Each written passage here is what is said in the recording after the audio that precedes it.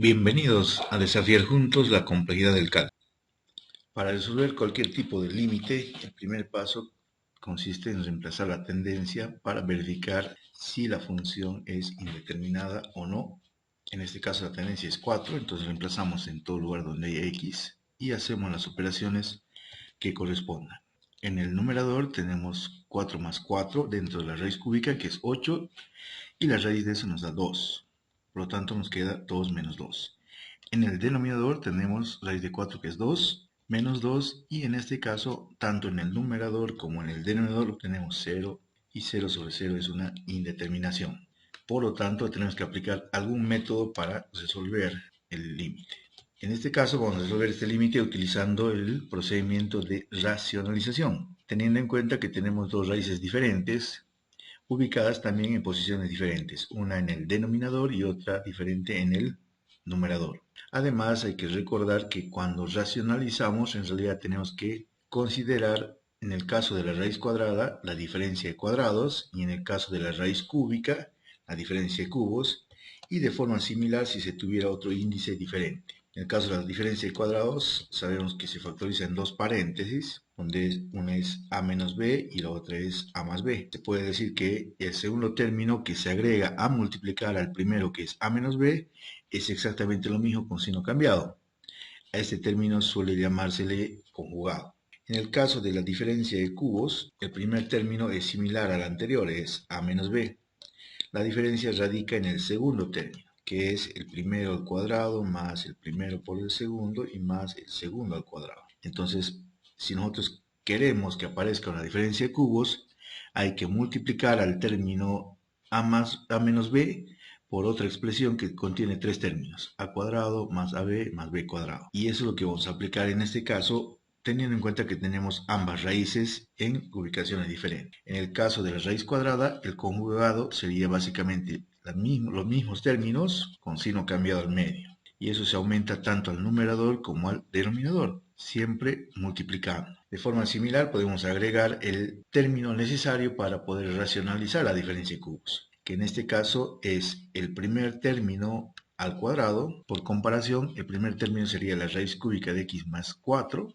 Entonces, ese primer término tiene que ir al cuadrado más ese mismo término multiplicado por el segundo, que en este caso es 2, y más el segundo término al cuadrado.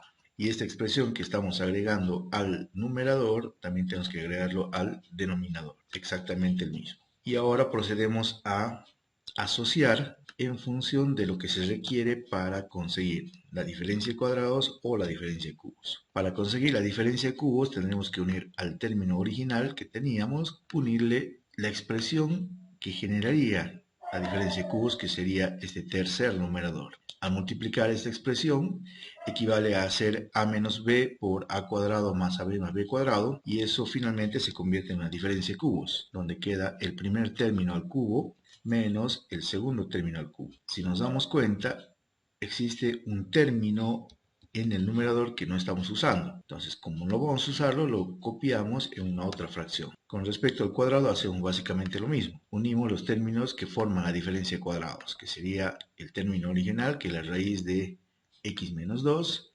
con el conjugado. Estos dos términos al multiplicarse generarían una diferencia de cuadrados, quedando el primer término al cuadrado menos el segundo término al cuadrado. Y de nuevamente hay un término que no estamos usando en el denominador, que lo mantenemos al final como denominador en esa segunda fracción. Ahora procedemos a hacer operaciones. Simplificamos tanto en el numerador como en el denominador, aprovechando la diferencia de cubos y la diferencia de cuadrados. En el numerador, cubo con raíz cúbica se eliminan, nos quedaría x más 4, además que 2 al cubo es 8. En el denominador, la raíz de x, la raíz con el cuadrado se simplifica, nos quedaría solamente x, y 2 al cuadrado sería 4. En tanto, la segunda fracción, básicamente hacemos algunas operaciones simplemente para reducir un poco, o en su caso ordenamos. El término central, en lugar de poner raíz por 2, le ponemos 2 por raíz cúbica, que básicamente es lo mismo, y en lugar de 2 al cuadrado lo ponemos como 4. Y no hacemos ningún otro tipo de reducción.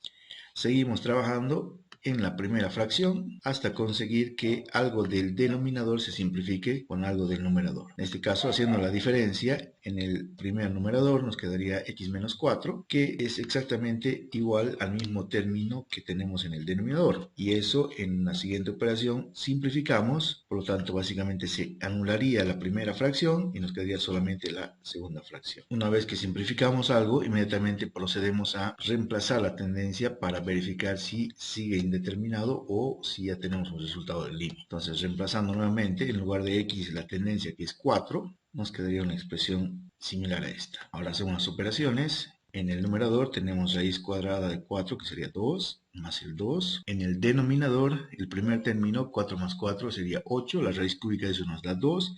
Y al cuadrado se queda en 4. En el término central tenemos la raíz cúbica de 4 más 4, que es 8, y la raíz cúbica nos da 2, que queda multiplicado por 2, y finalmente tenemos un 4. En el numerador podemos sumar, tendríamos 4. En el denominador tenemos que 2 por 2 es 4, más 4 más 4, tendríamos, si sumamos, 12, o si se quiere, 3 veces 4. Esta forma de expresar es mucho más sencilla, además que nos permite simplificar.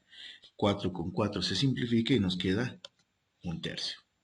Y como este resultado ya no es indeterminado, ese es el resultado final del límite. Este ejercicio es un ejercicio en el cual existen dos radicales de diferente índice ubicados en diferente posición en la función.